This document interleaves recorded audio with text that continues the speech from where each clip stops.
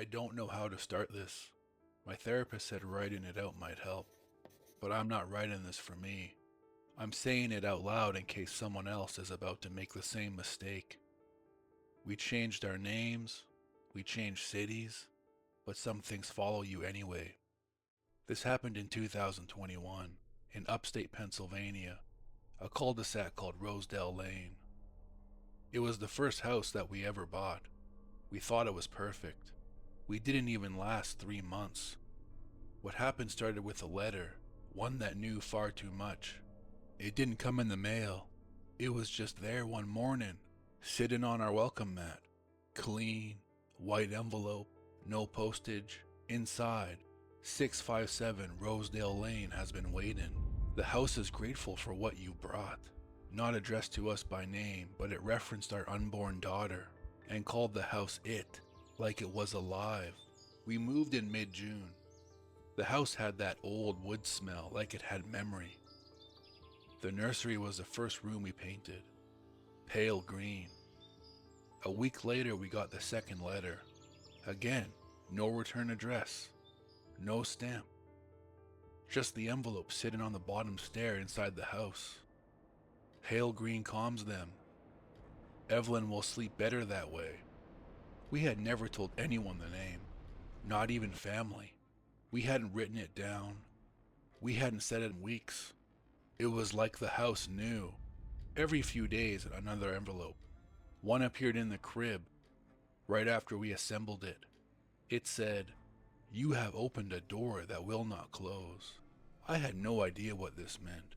I just thought, how did this letter end up in the crib without us knowing? Another letter inside my glove compartment. "She'll be born at 2:42 a.m. Hazel eyes, quiet cry, like her mother."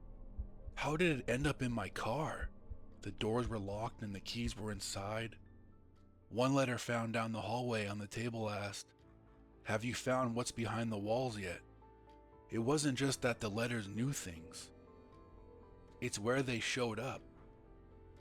Places only we had access to. Someone wasn't watching from outside. They were already inside. I started noticing routines. Same people, same places, same times. The person trimming their hedge never actually trimmed anything. The woman was watering flowers that weren't real. One evening I waved first. They didn't blink. They just smiled, like I'd done what they expected.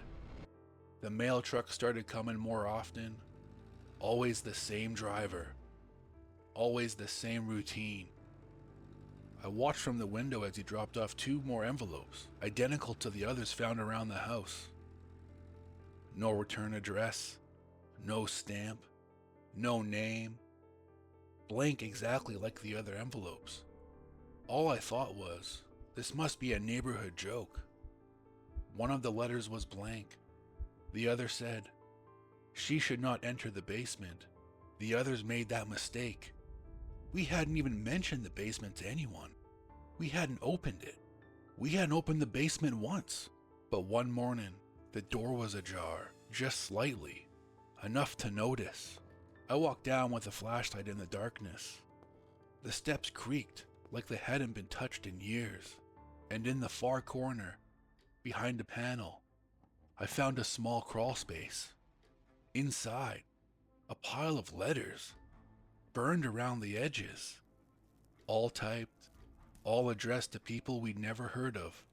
Some dated back decades. One envelope, slightly burnt, in the same writing as the others found around the house. It read, "It is your turn now. Don't disappoint the house." It had happened before, to the previous owners. I was starting to really worry about the safety of my family. What is the point of all of this? The week before Evelyn was due, another envelope arrived. Not on the mat, not in the mailbox. It was resting against the pillows right on the bed. It said, "She is nearly ready. The house remembers her. It's time for you to leave." This was the first time it addressed me directly. No one else could have gotten into the bedroom. That night, we left with nothing but a bag. I didn't tell her everything, only that something was wrong and we weren't safe. We didn't look back. We sold the house at a loss. The agent didn't ask questions. The listing was gone in 4 days. I told myself it was over, that we were safe now. But 6 months later, I drove back. I don't even remember deciding to.